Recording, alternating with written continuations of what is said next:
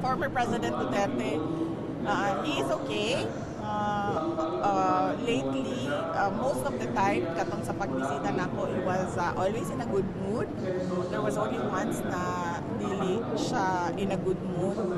And wala na lang po ko nangutana kung ano, na bad mood siya. And he was